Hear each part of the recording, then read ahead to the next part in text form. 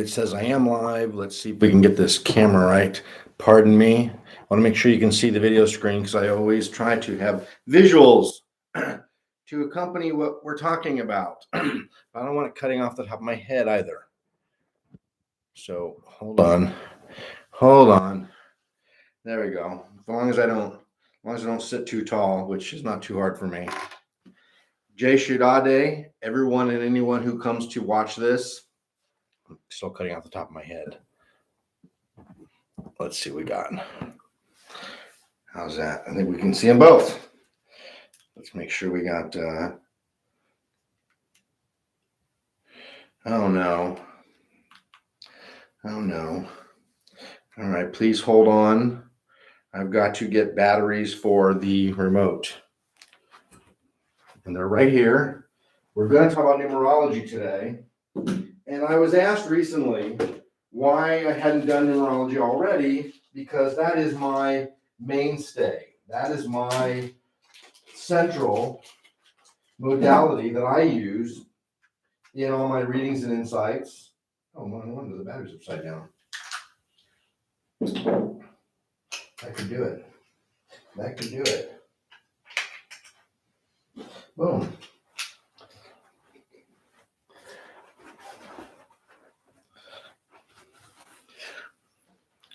There we go. Let's see. There we go.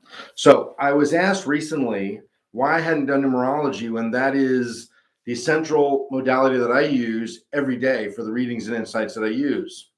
And honestly, I think I took it for granted. I'm thinking because this is something that I use every day, it just didn't occur to me that that's just something that I should create and do a workshop on, even though I talk about it a lot. So we're going to go into that. And I guess I would like to say thank you for the small amount of support that I get here. I don't have a lot of views and all those kind of things. The same person asked me, so why are you only getting like 20, 30 views on your videos? What you're doing is incredible. And I support that and thank you.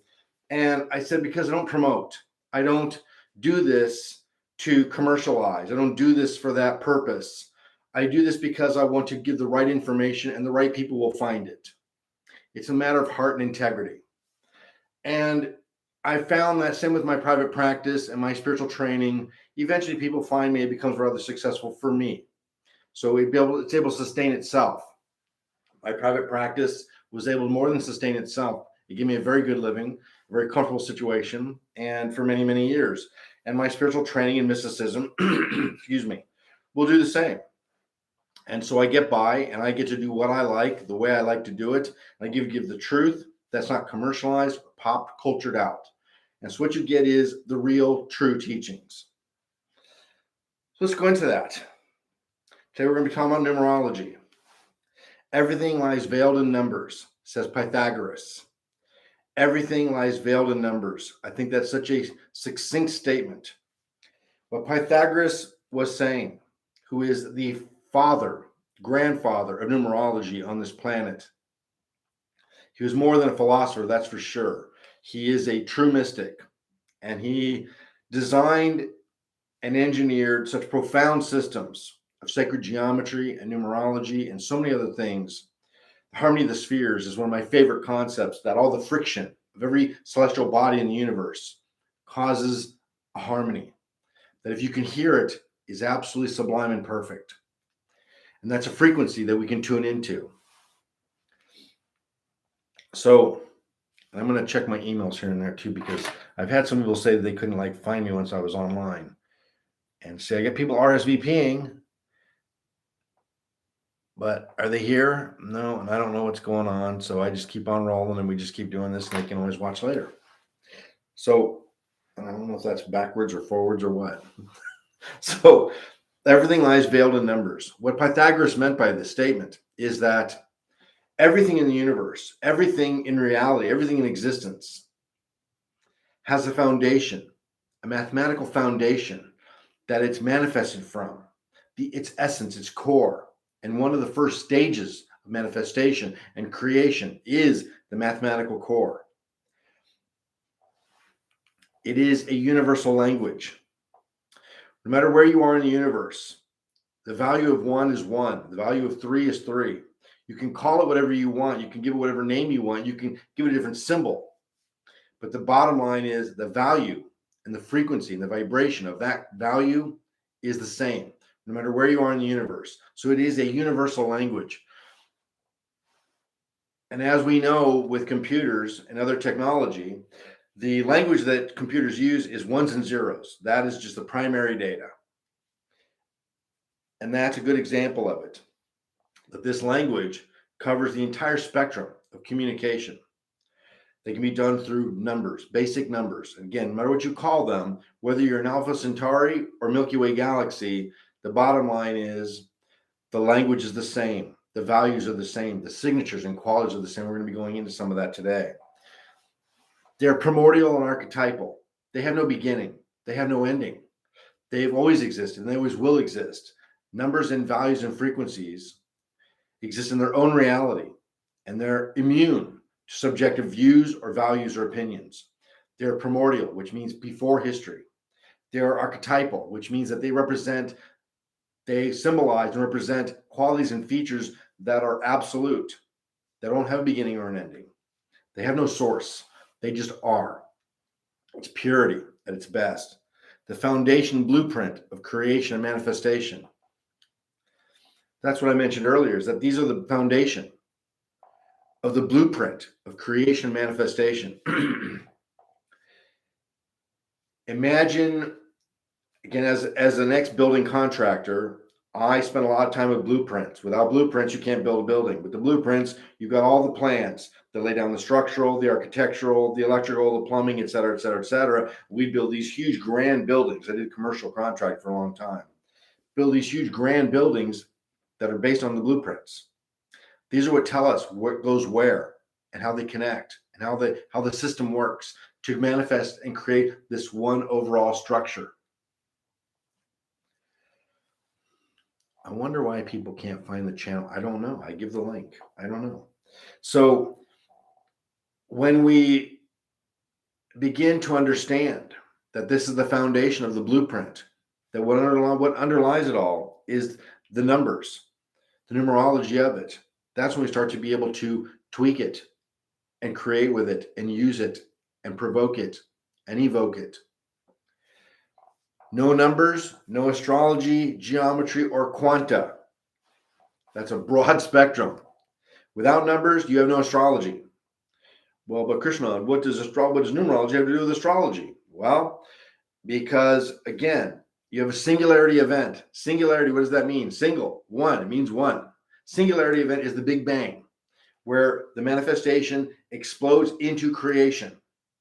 And it all begins with that. And then in that instant, the instant after the Big Bang moment is duality. It goes from zero, from a primary to a dualistic experience where it can see and experience itself. It's beginning to exist in two places. And from there, it branches out to the third, to the fourth, to the fifth stage, et cetera, et cetera. Each number has its own signature or personality, just as a planet, plant, or person does. You have your own personality, your own style, your own signature. And then quite literally, one of the things that we know is that everyone's signature is different. That one of the ways you can identify someone, kind of like a foot, like a thumb, like a fingerprint, is a signature. So signature in alchemy is a term we use to reference the personality, the quality, the feature, the character of something. In alchemy, we deal with plants and minerals and all kinds of other types of materials in the universe. But we discuss their signatures and apply them based on what we want to accomplish. Signatures synonymous with personality or character or features. So each number has its own personality, character, or feature. And a little note down there that says 1 through 9 plus 0. So that's the signature. That's the basis. That's the foundation, the blueprint of all of them, the infinite frequencies of them. And next, I'm sorry if it's a little bit small. That's why I'm reading it off for you. The signatures and frequencies, 1 through 9 and 0. Like sound and light. Light is color. A base of primes which can be combined to make an infinite amount of expressions. Like sound, We have the 7 scales of the musical scale, 7 notes on the musical scale, 7 notes. That's it. Singular notes on the musical scale. Do, re, mi, fa, sol, la, ti, da. Do, re, mi, fa, sol, la, ti, da. That's 7. We can combine those 7 singular notes to an infinite number of expressions in wonderful, beautiful music. Every music you've ever heard and ever will hear that can be ever composed exists with those 7 notes as their foundation. They're mixed, they're matched, they're combined, they're different octaves, but the bottom line is there are simply 7 bass notes that create all music, the harmony of the spheres. Same thing as I say here, Roy G. Biv, the color spectrum, which is light. We have red, orange, yellow, green, blue, indigo, and violet. Those 7 colors of the light spectrum. When we put them through the prism, we see light gets broken out into 7 different shades, different colors. Roy G. Biv, which we all learned in elementary school. Those same as those 7 singular notes, those 7 colors, those 7 primary colors can be combined for an infinite amount of frequencies of colors of light, of beauty, of gorgeosity. And the chakras too. For those of you who are aware of, and I'm assuming many people are, the chakras, the 7 chakras that we have. So we have these 7 sound frequencies, these 7 color frequencies, and then we also have a mirror of this, the microcosm within us of the 7 chakras, which also hum and vibrate and turn and express a color and vibration and frequency.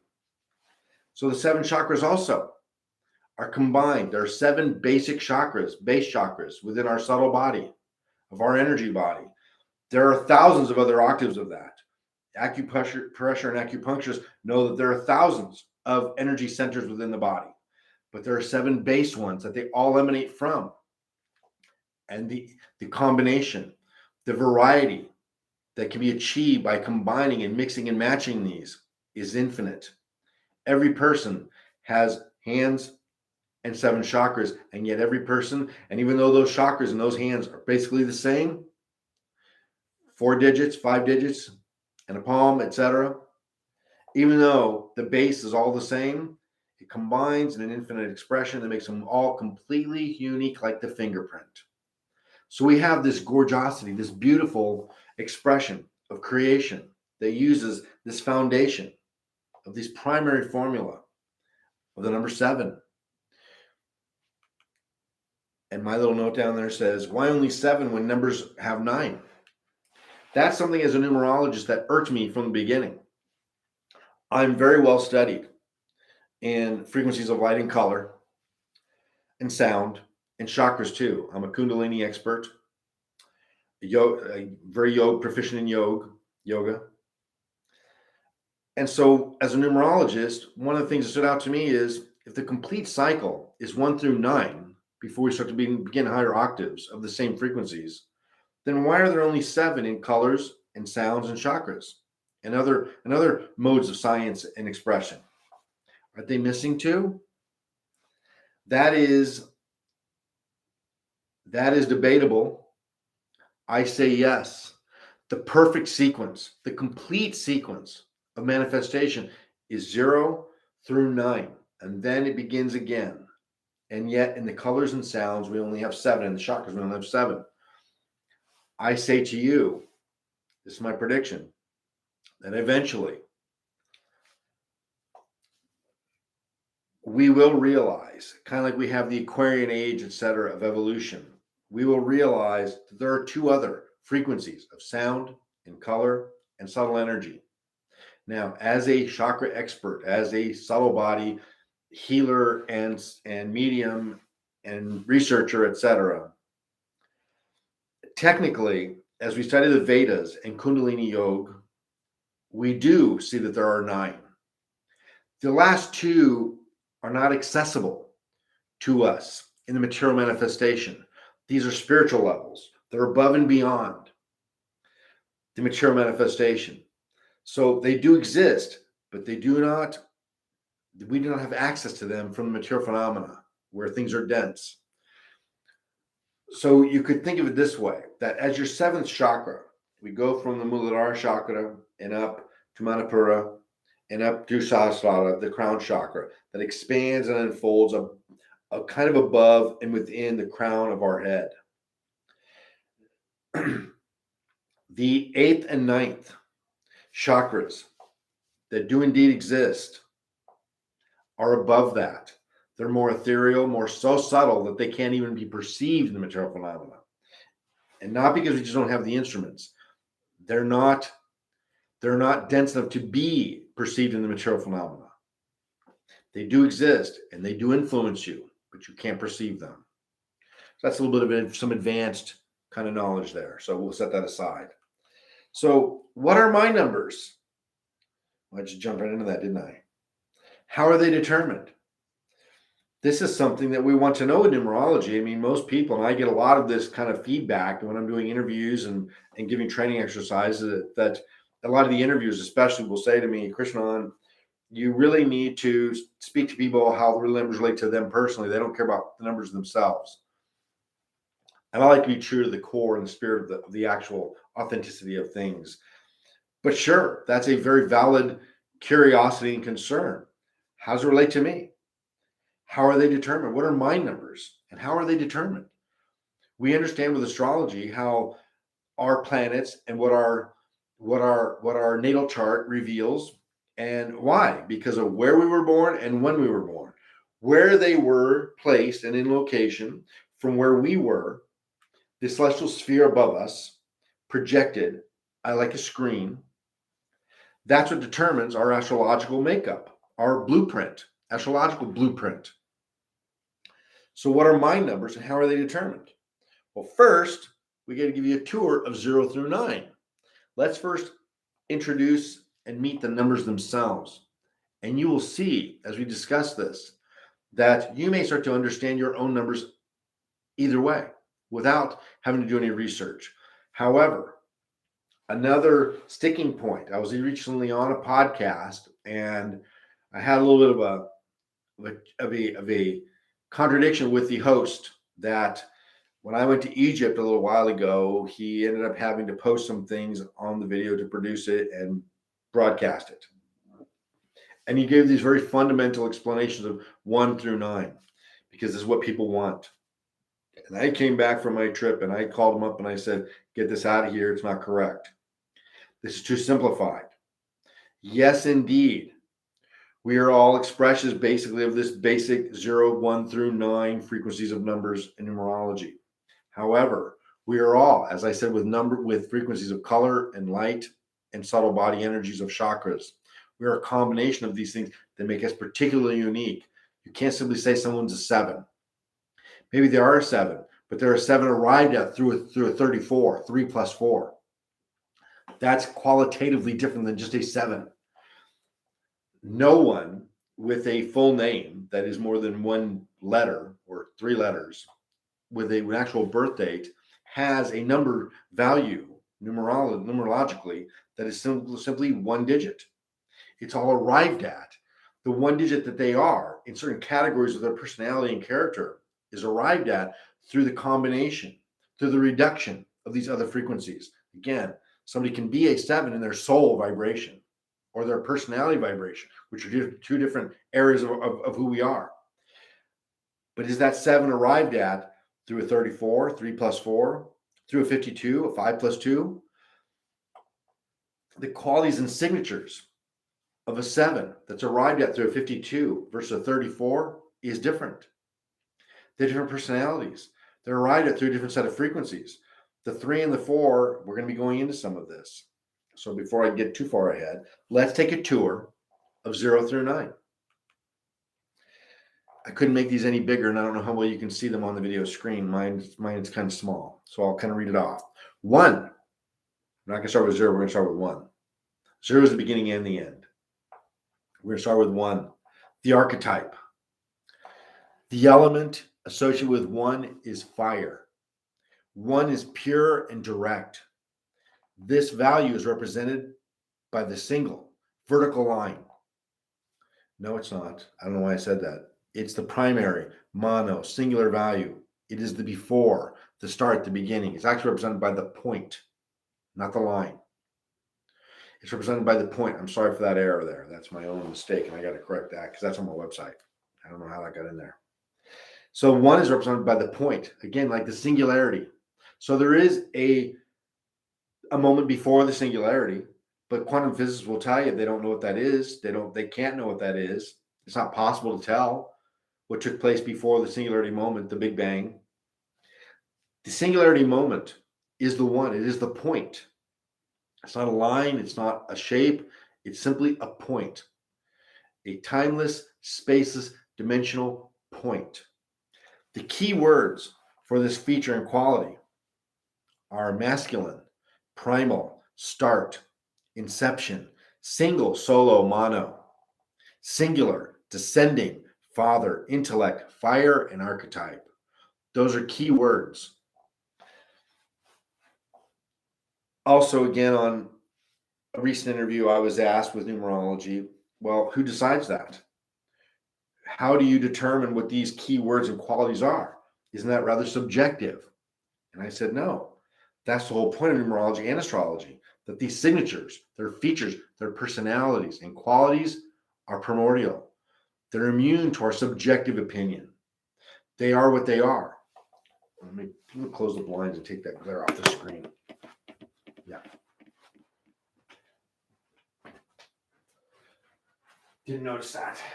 And there was something in the way. So it's a valid concern for the neophyte that is this a subjective set of qualities, features, and sciences and categories that we're discussing.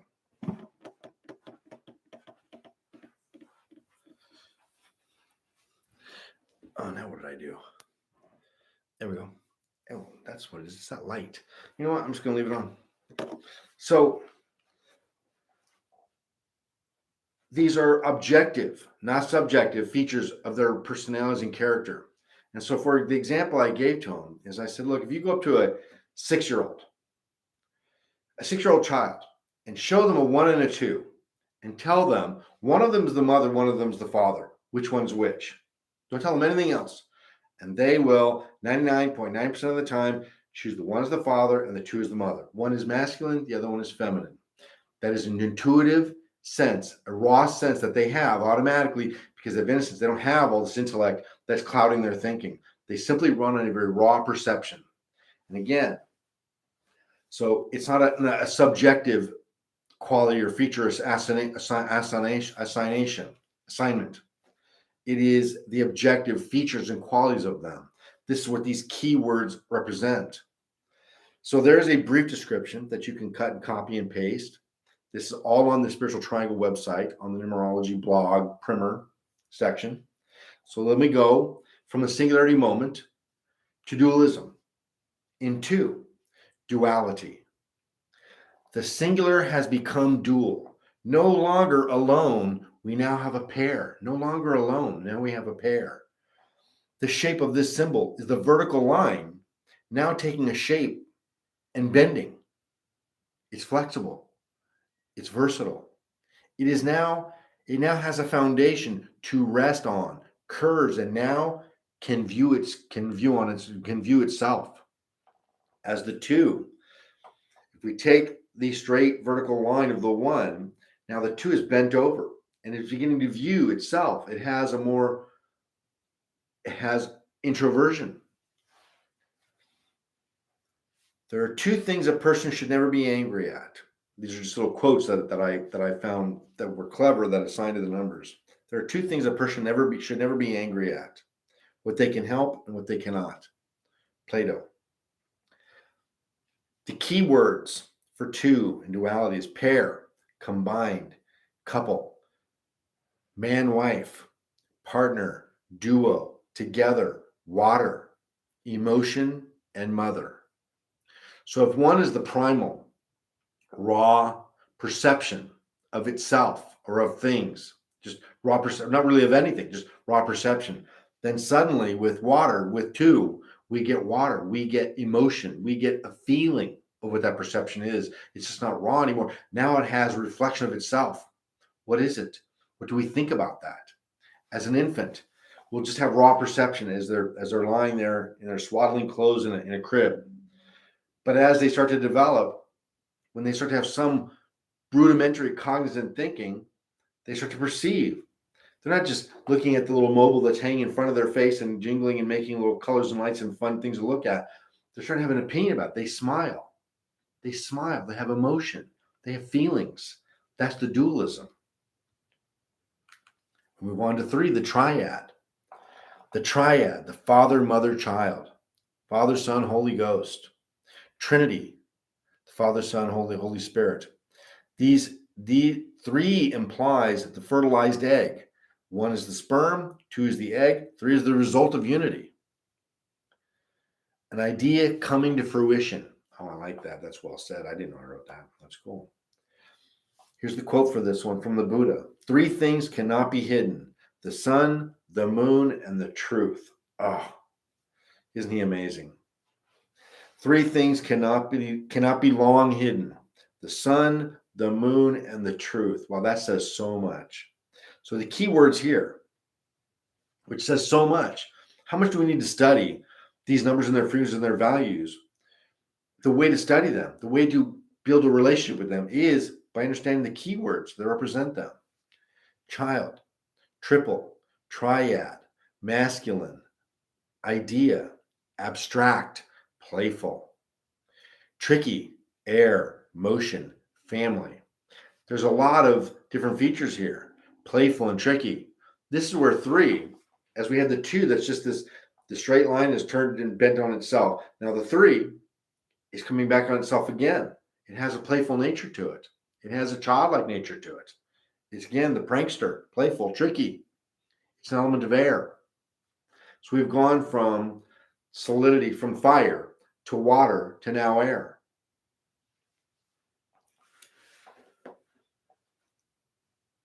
See, as I try to elaborate more on the signatures, qualities, and features and personalities of these values, I come back to the keywords, because when you stick with them for a long time, you work with them, you realize that really just sums it all up. It's hard to sometimes do readings in a way that makes it very kind of long and explanatory for people that really need, and we all do, I do too, that we need this explanation.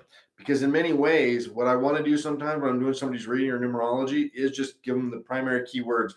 Here's what they are, here's what they mean. So whatever number you're in, whatever part of your life this is in, whether it's this month, next month, or for your marriage or your career, whatever it is, here's the number and here's the keywords of what it represents. Embody those, personify those, live within them.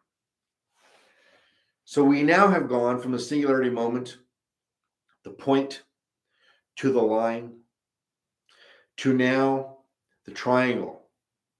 Introversion, awareness, manifestation is beginning to occur. And that leads us to 4, manifestation. The first thing that comes to mind with the number 4 is the basics, the 4 elements, the 4 directions, the 4 dimensions. North, south, east, and west. 4 elements: fire, water, air, earth. 4 dimensions: up, down, side to side, forward and back. And there's also time. So we have 3 spatial and 1 time dimension. The quote on this one is, every human has 4 endowments. I love this. Self-awareness, conscience, independent will, and creative imagination. Again, so much is said with so little. 4 endowments. We have self-awareness. We have a conscience. We have independent will and creative imagination. Quoted by Stephen Covey, who I actually don't know who that is. The key words here for 4 are base, foundation, solidity, feminine, sister, practical, earth, stillness, and sensible. So we can see the evolution of these very primal, fiery qualities that we had into 1, and starting to evolve and start to develop more personal personality, more individual personality than what it was as the development of these. So let's kind of look at that. We got a little graphic here that goes with this as we just go through this progression. We have the point, which is in one, the singular. And it goes into the line as it expands upon itself, and it has now direction and dimension, and it exists within space. It has a dimension. And now it has angle. It has movement and motion.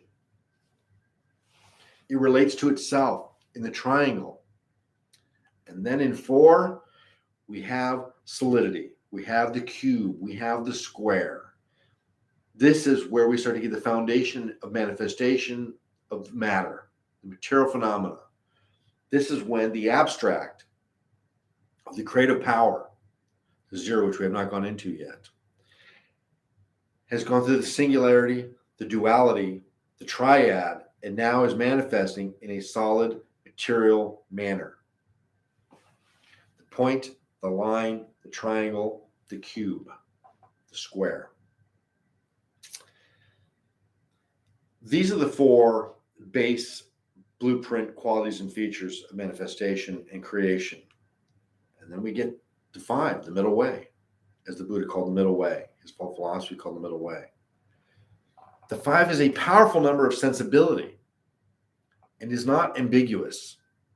It is solid and bridges the lower and upper frequencies together. It's right in the middle. It is the bridge, the doorway, the portal that bridges the first 4 to the next 4, to the final 4. This is our first number that seems to be facing the other way and is putting a little emphasis on the spirit descending quality. Now that we've gone through the process of spirit descending into matter with the 1 through 4, 5 is becoming more material. This isn't this isn't a 4-letter word kind of thing. 5 is looking away, and it is independent in itself. It has now found its home. It is accepted that it is a thing of matter and a material phenomena, and lives within it. Again, let's look at the keywords here. Masculine.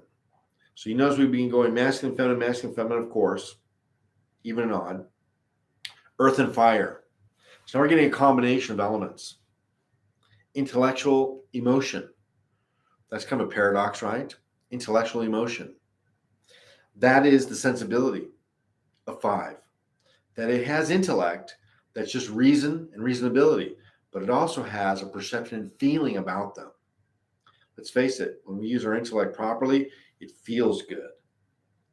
And so 5 is adding emotion to the intellect. It's combining them.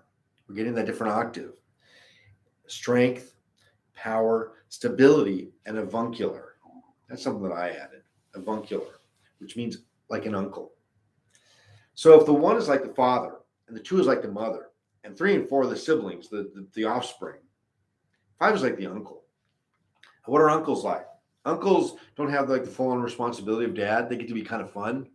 They get to like mess around. You know, my uncle used to like, I don't know, get us in trouble, play with us and get us doing things. Well, what was mom going to do, you know? So uncles, they are a guide and a leader. They do represent and they do look out for you. But at the same time, they have a little more of a fun latitude with you. And 5 has these qualities. Let's look at the quote. To practice 5 things under all circumstances constitutes perfect virtue. Let me repeat that. To practice 5 things under all circumstances constitutes perfect virtue. What would those 5 things be to be perfect virtue? These 5 are gravity, generosity of soul, sincerity, earnestness, and kindness. Gravity, generosity of soul, sincerity, there's 5. Sorry. Gravity, stability, foundation. Generosity. So one's kind of an import, and the other one's an export of soul. Sincerity. 5 is all about sincerity. Earnestness and kindness. This is a quote from Confucius. And as we continue to progress, now we get to 6, which basically, as I tried to find singular words that I could just put to identify it, love was it. Now, love has many octaves, many octaves. You can love your favorite food, you can love your pet, you can love your wife, you can love your husband, you can love your children, and it's all love, but they're all very different octaves. Romantic love is a completely different magical feature of love than exists between parent and child. Now, those of us who are parents, we know that as profound and intense and beautiful as romantic love is, parental love completely outshines it. It eclipses it. I'm not saying it's better or worse. I'm simply saying it's at a different magnitude. There's a selflessness that comes with parental love that does not exist in romantic love. Romantic love can be quite selfless, but ultimately it has its own interest at heart. So this sixth vibration is when we take love to a more relational vibration and understanding of it. It begins to expand out. It's the love of things. It's the love and the interactions we have that we have with other things and people. Let's see what it says. Our symbol has come full circle. So we've had the line, then turned in on itself with the 2, and then it come back on itself again with the 3. The 4 has become very angular. The 5 is facing the other way. And now with 6, we've come full circle. The open, broken 0 has closed, and the straight, rigid edges have softened and curved. And this is what 6 has. 6 has that softened, curved feature, this feminine quality to it. The 6 is becoming introverted, coming full circle within itself. Think about what the 5 was like, and now the circle, the 6 is basically the 5 that's come on, closed on itself, and it's rounded all of its lines. The double octave feature of the 3, which is the familial love, father, mother, child. So 6 love, the love vibration within 6 truly is more emphasized on familial love, not just parent-child, not just spouse, but familial love itself, communal love. Not quite love of humanity. It's not quite at that broad of a spectrum, but it's certainly far beyond just simply the dualism of 2, romantic love. It's a lot more focused on the familial aspect of love. The key words here: feminine, soft, woman, love, romance, sensual, caring, powerful, water and fire. I will not be pushed, filed, stamped, indexed, briefed, debriefed, or numbered. My life is my own. 6, from The Prisoner. That's an old show back in the 1960s that I saw a little bit when I was a kid growing up. My mom watched this thing with Patrick McGowan that Iron Maiden made a cool song out of later on. It's a very kind of quirky, bizarre, somewhat psychedelic 60s kind of thing. And so he was a prisoner. And yet, I'm just going to skip this quote. I will not be pushed, filed, stamped, indexed, briefed, debriefed, or numbered. My life is my own. 6 has an independent feature to itself. And again, it is going to insist on its love vibration. It's going to emphasize that. Now we've gone through this procession.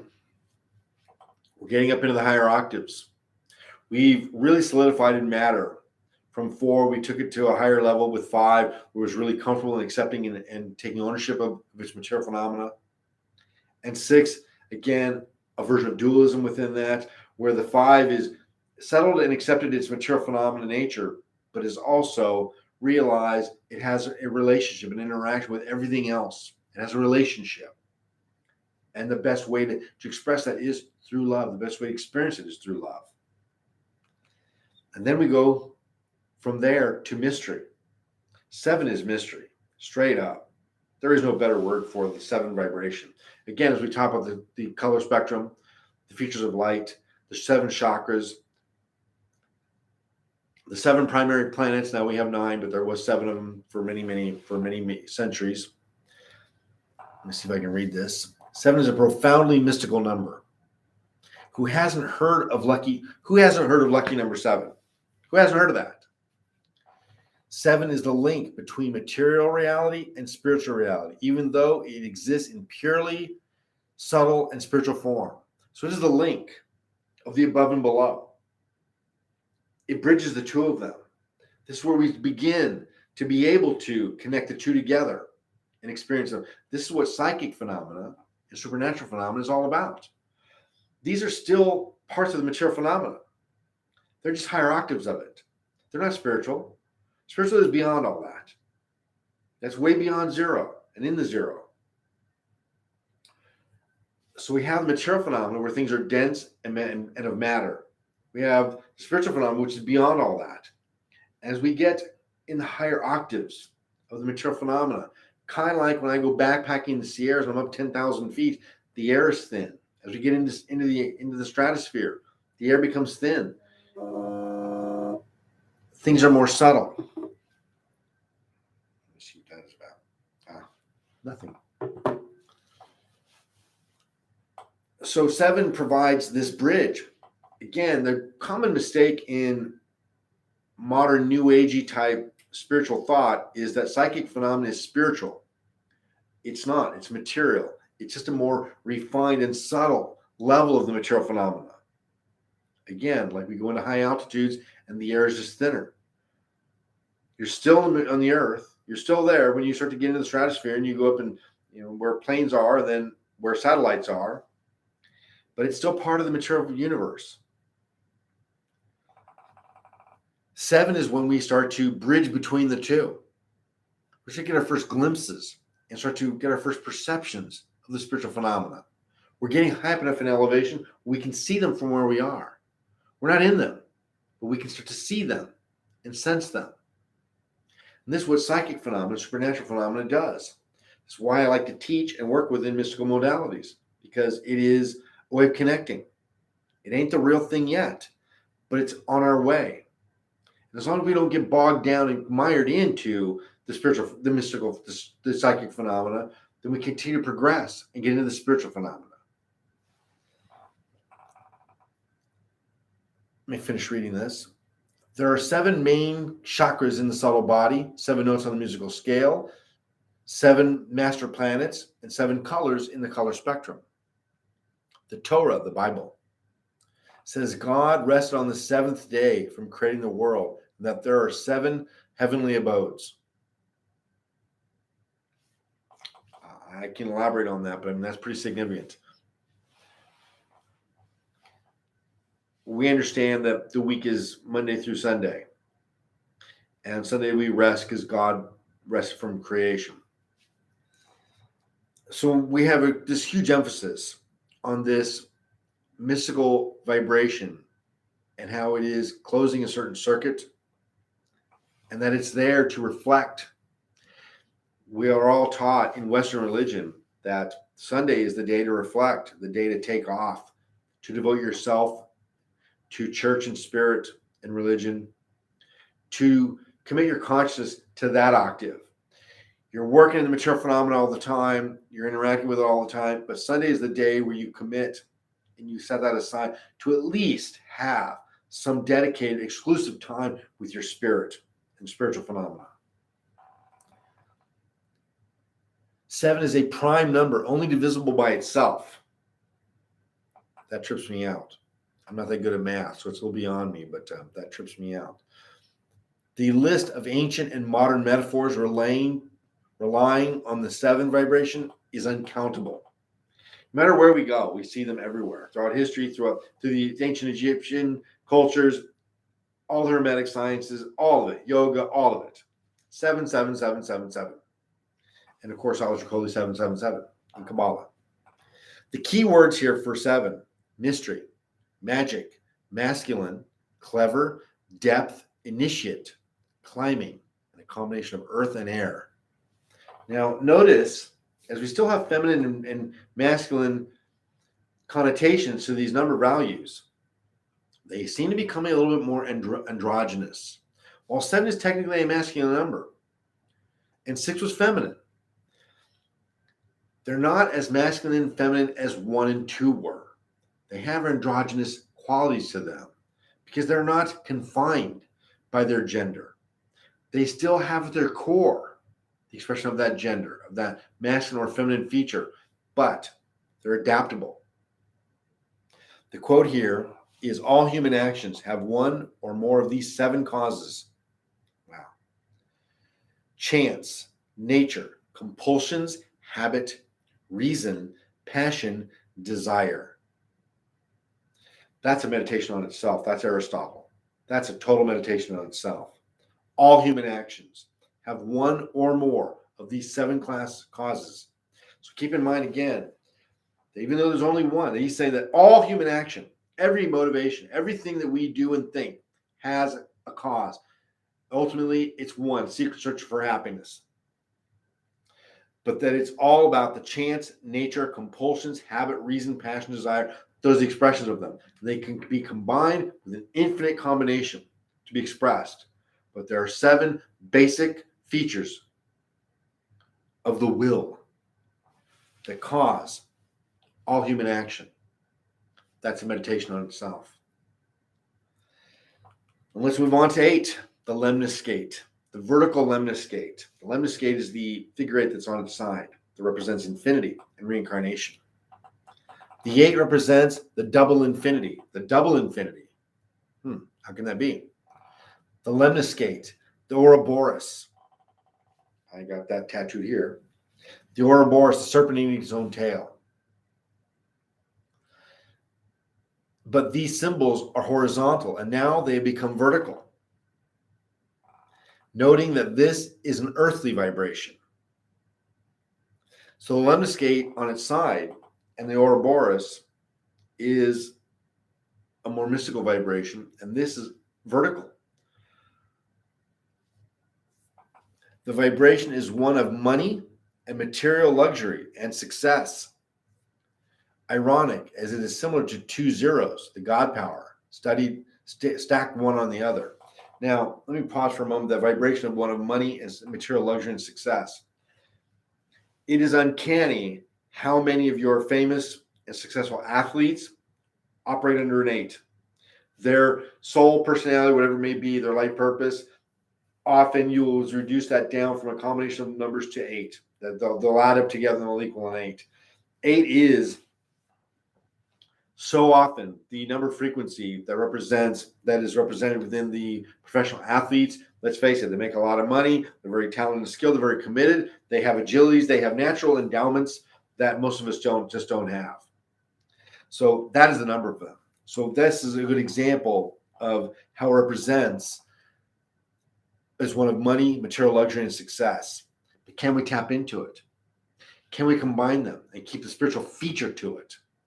Athletes don't, not usually. I mean, they'll always praise God when they hit a home run or make a touchdown, but that's pretty much it. Other than that, they're running amok. There's a mystery here. How does a double God power manifest in a material manner? I just mentioned that it's two zeros stacking one on the other. And so how does a double God power manifest in a material manner representing money, finances, and mundane affairs? Good question. I bet I got an answer for it. Let's see. Well, God is omnipresent. So having an earthly presence is divine grace. So being on earth is divine grace. Having a body, being material is divine grace.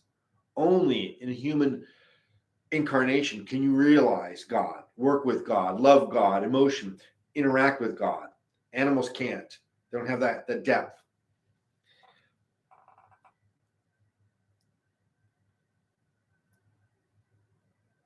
Omnipresent, so having an earthly presence is divine grace. The 8 may represent worldly things, abundance and attainment, but it is the choice of free will as to how it is expressed and used. Wow. I'm a good writer. I like that. That's good stuff.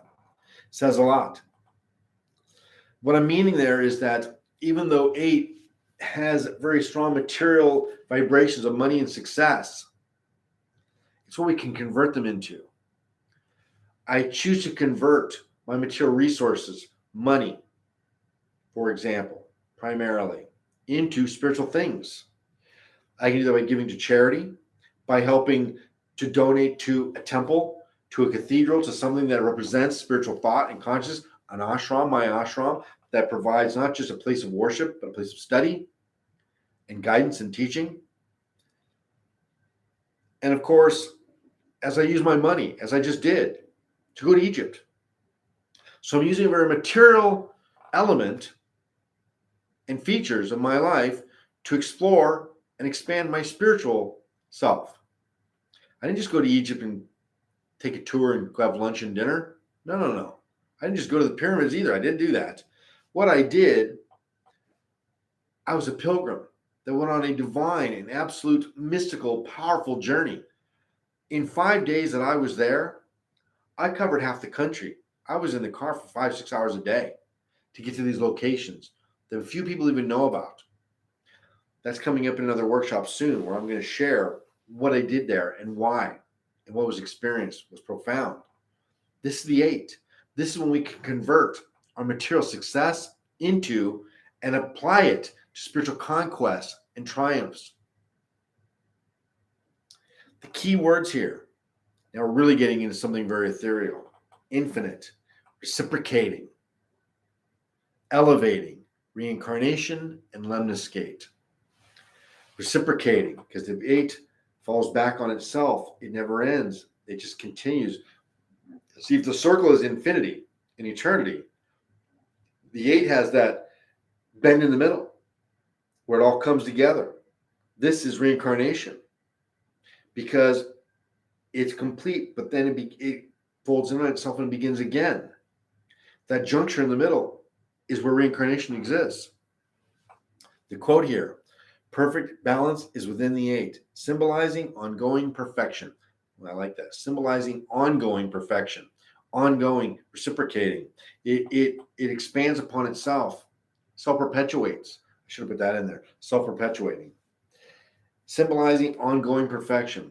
When we work with the frequency of 8, we can apply it so that we can have an ongoing process of maturity, evolution, and growth and spiritual progress. And now we're getting up to the end of the frequencies. The 9. The intimidating 9. Its keyword: change. This is a heavy number. 9 is the final stage before the next higher octaves. It's the final stage of the sequences. Whatever is left to be transmuted before moving on to the next higher form must be done here. There is nowhere else to go. It's either go back or time to transmute. That's it. Those are the only options. It can be a harsh and unforgiving vibration, as change must and will occur here. Again, so much is said in that sentence, what 9 really is. It can be harsh and unforgiving by vibration, as change must and will occur here. You can't change it. You can't postpone it. Change will occur when you are within a 9 vibration. You can't stop it. You can go kicking and screaming, but you're going to go anyway. You can drag your feet. You can resist, but 9 will take you through the change. When I am doing readings and providing insights with people that are under a 9 cycle during a current time of their life or a certain phase of their character, I tell them basically, don't resist, just hold on and flow with it.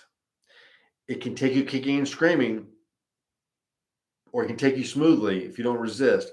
But either way, 9 will bring change, and rather abruptly. This one's kind of a long quote, and I must have thought it was worthwhile because of putting something in that big. To everything there is a season, and a time to every purpose under the sun. A time to be born, and a time to die. A time to plant, a time to pluck up that which is planted. A time to kill, and a time to heal. A time to weep, and a time to laugh. A time to mourn, and a time to dance. A time to cast away stones, and a time to gather stones together. A time to get, and a time to lose. A time to keep silence, and a time to speak. A time to love, and a time to hate. A time of war, and a time of peace. Ecclesiastes. third verse in Ecclesiastes. It covers the whole human spectrum. And that quote from Ecclesiastes is reminding us, again, that everything has its own time and you can't resist that. When it's springtime, you're going to get spring. You ain't getting summer, you ain't getting winter. When winter comes, you better roll with it. You can't change, you can't stop it. I'm not a summer guy. I don't like summer heat. I like winter. I like when it's cool out. When summer comes, I just endure. I can't change it. I can simply dress cooler, try to keep the air conditioning going, minimize my exposure to it, but I can't change and stop it. I've got to learn to flow with it. This is what we're under 9 vibration or within our personality. We want to learn to flow with it because change is coming. And finally, we've gone through the entire sequence of 1 through 9, and now we're transcending, and we are at the beginning and at the end again. Both. 0, the God power. The infinite circle. 0 is the great neutralizer. 0 is the great neutralizer. It has no beginning or end. It is infinite and complete. It is the Fool in the Tarot. The singularity moment of Big Bang creation and dissolution. It is Shakti, power. I repeat that last one. It is the singularity moment of the Big Bang creation and dissolution. It's not just the moment of creation and inception. One is the actual singularity event, the explosion, where it goes into duality. But prior to that, as I mentioned before, the physicists don't know, and they can't even theorize what took place before the Big Bang. It can't be known because there's nothing to know. We do have theory. And I've known this since I was a child. When science and physics were where I was learning that there was no way to know this, I'm like, what do you mean? Like, obviously, the singularity is just that. It's a black hole. It's everything contracting in on itself to a dense state and then erupting on the other side. This is a simultaneous event of creation and dissolution. The universe is in a state of manifestation at the moment. Eventually, it goes into a state of dissolution, pralaya, as they say in Sanskrit, where it comes back in on itself. The universe is either expanding or contracting. Depends on who you talk to. They'll tell you. Someone will tell you both. It's going to do one or the other. It's going to always appear illusory as one and the other. Eventually, it does indeed contract and comes in on itself and creates a singularity event. It creates a whole other universe on its other side. My little quote there is, less is more. That sums up 0. The power and vibration of creation and dissolution simultaneously, all within its same frame. And then we get into the higher octaves. Now we're getting a combination. We had the primary of the 1, the individual, with 0, the God power. And so now we're combining them. We're getting to a different octave. Like we have those 7 notes on the musical scale. 7 frequencies of light and color. 7 chakras, a combination. So now we get an infinite amount of combinations that can be reduced. Again, we see in the master numbers, 11, 22, 33, and 44. Trust me, I've lived under 11 for a long time. My life purpose number is 11, 56, 11. And it's a challenge. The master numbers are double octaves of these frequencies. They carry quite a pack. They pack quite a punch. They're intense. They're challenging. They're worth getting to know, that's for sure, especially if you have them in your own profiles. So now we've taken a tour through the numbers. Get back to that original question, which is, what about my numbers? What do those mean to me? Numerology is all of the mystical modalities versus all of the mystical modalities. Astrology, tarot, I Ching, kabbalah, geometry. Numerology is the foundation of all of them. Before you have astrology, before you have planets and accretion and solid matter, you have that Big Bang event. All these sequences of events that take place before. Tarot. How does numerology relate to tarot? Every number has every card has a number on it. 0 through 22 is the major arcana. And then from 22 on through 78, we get the minor arcana. As a numerologist and tarot reader, I combine the two. They're synonymous. They're speaking of the same things. Same thing with the I Ching. There are 56 hexagrams in the I Ching. This combination of the trigrams. And so when I want to know what hexagram relates to whatever that I'm reading for numerologically, well, it's real simple. Whatever number I've arrived at, what number is the card in what number is the hexagram in the I Ching Book of Changes? Same with Kabbalah. Kabbalah is the tree of life. We have the 10 stages of manifestation, the 10 Sephiroth, and of course sacred geometry. We're going to take a look at that. And now your numbers and primordial blueprint. And now your numbers and your primordial blueprint. What we really want to know is how does it relate to me specifically? How can I use this? Same with astrology. Your birth date and your name is what's used to break down and reduce and understand and gain insight into your numerological values, features, and signatures that make what you're working with and what you're working under. Same with astrology. You were born under this certain sign with these certain planets in these certain positions in these houses. And numerology is the same way. With your name and your birth date, we can break these down into and translate them into numerological values. And again, on a podcast, I was asked, but how is a name? Isn't that rather subjective? Somebody gives you a name, and so they picked some random name. So how does that somehow relate to you? They were saying that they have a much easier time accepting and understanding the astrological value because of where you were born with the cosmos celestial sphere. And I'm telling you the same thing. Your name is predetermined. Now, I'm not telling you that in the Akashic records, in between your incarnations, that the name Bob was selected for you. What's selected is, for example, the name Bob has a value of 2 B's or 2 2's, and 0 is 15, so that's 6, 7, 8, 9, 10. Well, Bob is 10. Well, that's a pretty intense number. So it's not that it necessarily has to be Bob, but that the number value of the name that you are predetermined to have, just like astrology, is going to equal that frequency. Whether it's Bob or whatever name, and I'm just going to randomly guess at one. Where you're born and when you're born, the exact time is predetermined by your karmas and sanskars. And that's because you are destined to have certain vibrations and frequencies influencing you to be able to fulfill your destinies, your life purpose, your particular soul and personality vibrations. And that's done through, as the process of manifestation occurs, it's done through these blueprints of science, of astrology, etc. And so numerology reduces it down even simpler. We don't need to know where you were born. When you were born, yes, your birth date and your name.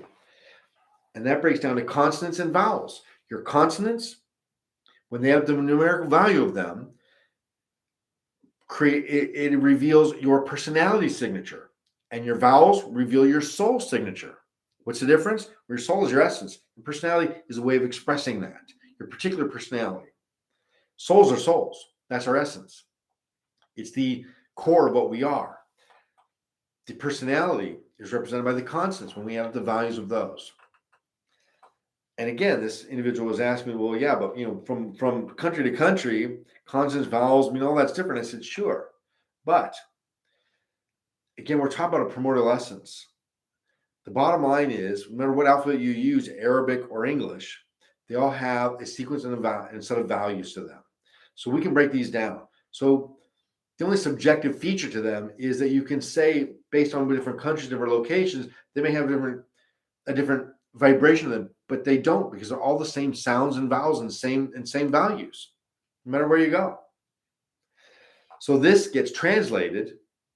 I like to say interpret. I look at myself as an interpreter, a mystical interpreter. I speak the language of numerology and astrology and tarot, and I interpret that for other people. Like you have an interpreter that can interpret from Spanish to English. I'm an interpreter. My job is to interpret that language, the mystical language, to material language so that you can understand it and use it and apply it. And when we interpret this is Pythagoras's Divine triangle. Spiritual triangle is, as you can see, the core of it is the triangle in the middle.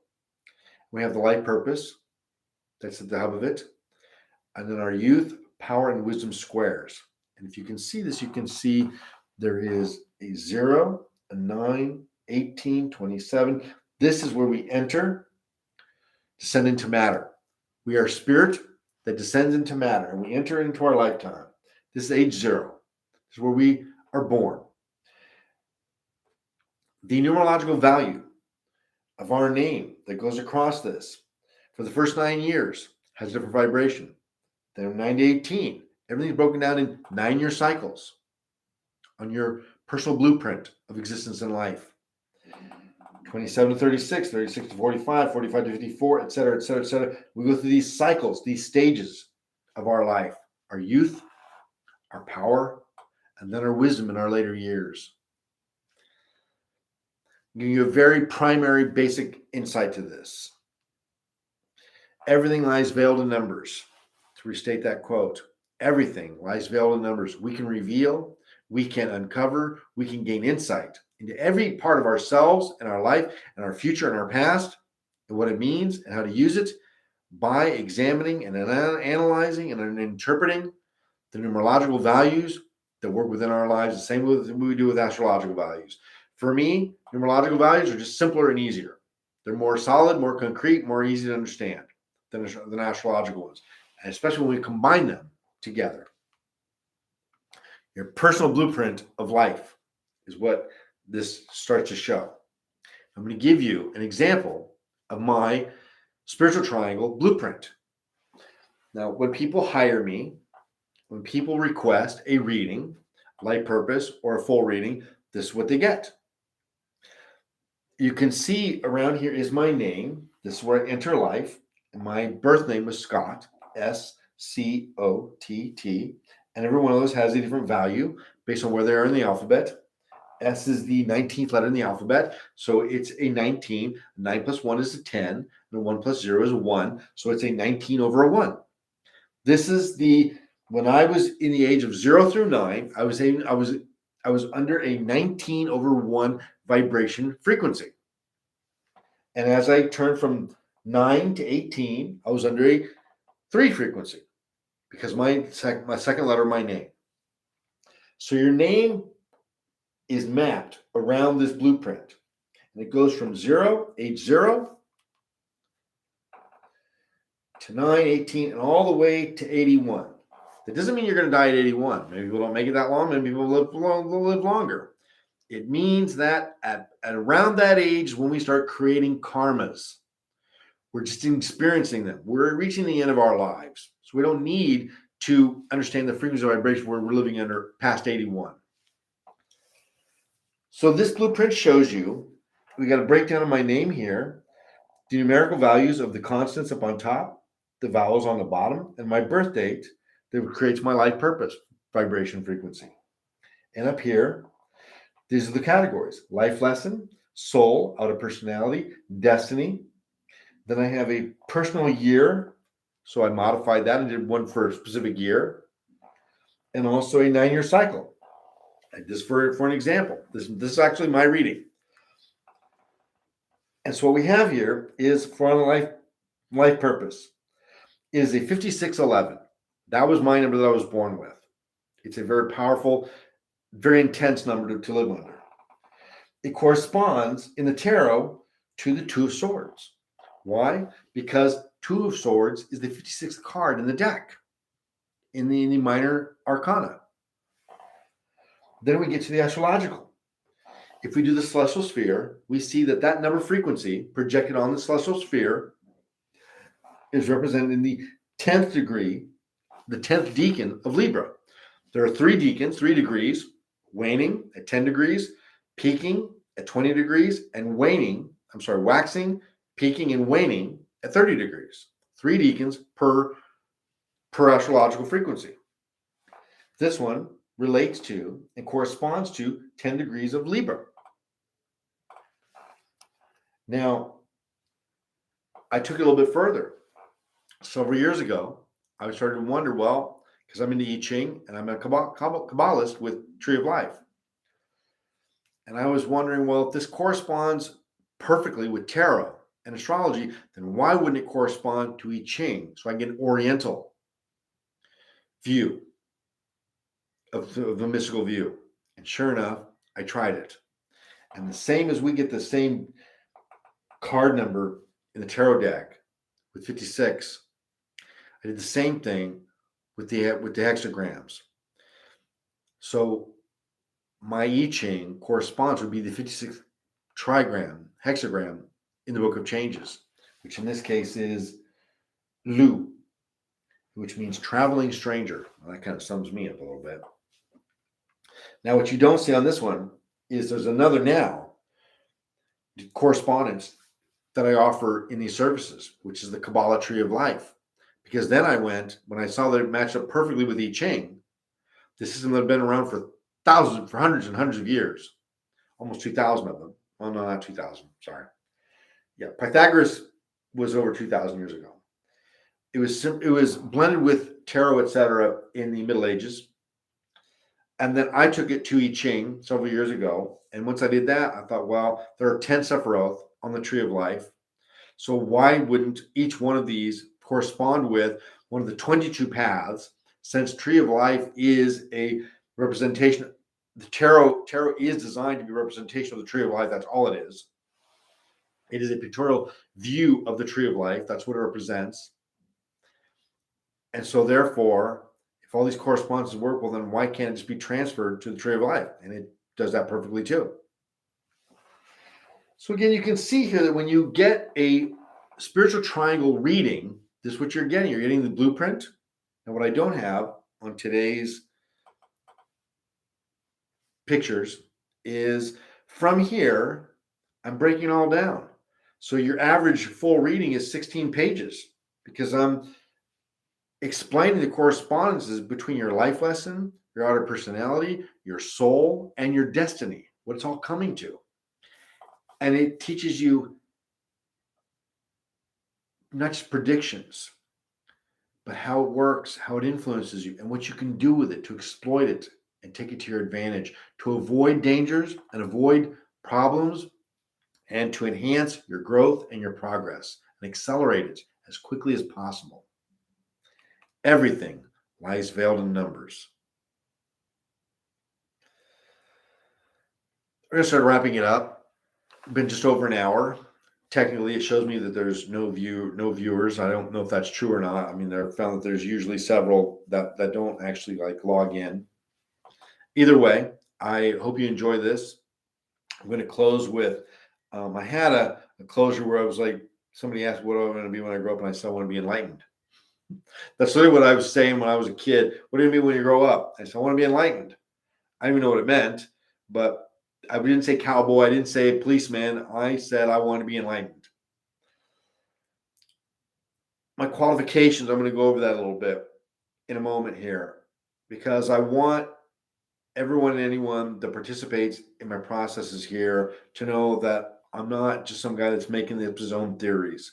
I'm educated, I'm trained, I'm an initiate, I'm an adept in spiritual and mystical modalities. I spent my life involved with them, studying their original sources, not the modern new agey ones, some other version. I go to the saints, I go to the mystics, I go to the original sources of these, which is why I was in Egypt a while ago. What I offer at the spiritualtriangle.com website is readings and insights, live sessions and training, and readings, and mystical gangster training, which you get a comprehensive set of workbooks and sessions and readings that teach you and train you how to evolve and progress your spirituality and your mystical abilities. The workbooks, by the way, they're downloadable. They're an ebook and PDF, but also many people have been requesting me for the printed ones. They want to have an actual physical book they can hold in their hand, and I encourage that. So let me give you an example. So here's the Kabbalah one. Now, the Kabbalah workbook looks relatively thin, but let me tell you, this is 20 years of study and research. So if I showed you Israel Regardie's Book of Pomegranate, Garden of Pomegranates, that book is this thick. It takes a long time to read that and Aleister Crowley 777 and the dozens and dozens of books that I've read in Kabbalah alone. What I've done is I've distilled all the significant knowledge into this workbook for you. So you don't have to read all those. Those things are intense and they're extremely challenging. And what I've done is done my best to distill this volume of knowledge into accessible and practical ways that you can use. I don't just give you the knowledge. For example, the Kabbalah workbook has this pullout. So as you're reading it and you're wondering what I'm talking about and I'm describing something, you can actually look at the tree of life while you're doing this, flipping back and forth to an index. And on the back, gives you a complete breakdown of what every part of the tree of life means, and how it works and how it functions. The last chapters are meditations, how to do sigils, and how to do gematria, how to apply these sciences to expand your own consciousness and your mystical abilities and practices. It's not enough for me to give knowledge. I always want to teach people how to use it, how to apply it. This is the point of the work that I do. Whether you are here now or later, I want to thank you for whatever time you give me. Again, I have been asked recently why I don't have like dozens of views on such authentic things, that they like my style. And I used to tour live, and I still do occasionally. And I get quite a bit of turnout, and I get quite a bit of following, and I enjoy it a lot. But again, the point of this is not about the commercial aspect of this. Although I do encourage you to take a look at the services that I offer and know that it's as authentic as it can possibly get. Nothing is algorithms here. Everything I do is custom. Everything I do is unique. It's formulated for you. So the life purpose readings, for example, that are very popular, it takes me 1 to 2 hours to do those. No one is the same. It's unique to you. I meditate with it. I'm doing your numbers. I'm doing the I Ching. I'm doing the tarot. I'm doing all those personally crafted for each reading. Nothing is an algorithm. We're just clicking into the data.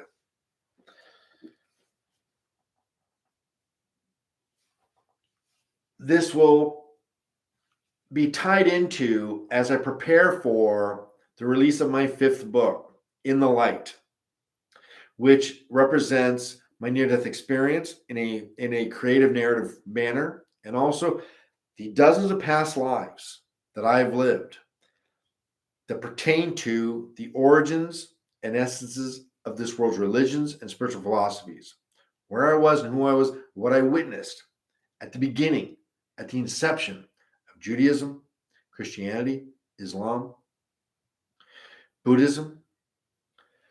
I'm not saying I was the Buddha. I wasn't. I'm saying that thousands of years ago, I was there. I was just a common, regular, everyday devotee. I was on the path, and I got to witness. And through my death experience, I was able to relive, regress, have past life regression. And because of my mystical training, I was able to retain this as I came out of my near-death experience, as I went to the other side for 9 Earth days and came back. So in the light, a lot of this is to promote that. And as I refer to many of these mystical modalities and spiritual philosophies in this new book, I want people to be able to refer to these workshops and these workbooks and this other work that I do to be able to develop, evolve, and progress in their own spiritual and mystical modalities and practices, to expand your consciousness, to attain illumination. Why are we here? What do you want to be when you grow up? I want to be enlightened. I want to be, and that's not me enlightened because I'm not enlightened, but I'm working on it. So my qualification for this, Krishnand Curriculum Vitae. I'm a master theologian. I'm a master initiate, mystic initiate. I'm a master alchemist, literally certified. I can show you the certifications from Flamel College, and Dennis Hawk was my tutor. I'm a member of the International Alchemy Guild. That's where Isaac Newton was a member of the IAG. Third degree ceremonial magician from the Ordo Templi Orientis, Aleister Crowley's magical order, among others. I also had a full-blown Kundalini event in 1992, my near-death experience in 2013. I'm proficient in astrology, numerology, sacred geometry, tarot, I Ching, scrying, Kabbalah, and Ayurvedics. I'm a student and devotee of Jagadguru Kripalu Maharaj, a Rasic saint of the highest magnitude. I'm also a 6-time award-winning author, 4 international releases in print, ebook, and audio. I'm a certified addiction specialist worldwide, certified clinical hypnotherapist. That's a little bit of a higher qualification too. I deal with some very intense things. I'm a certified life coach, and I'm a private practice counselor since 2005.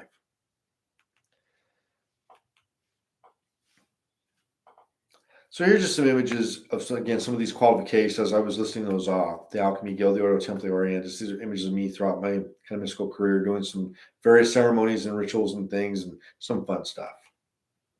And then, of course, I like to sign off with introduction to my own Rasic Saint Guru. A Rasic Saint is the representation and personification.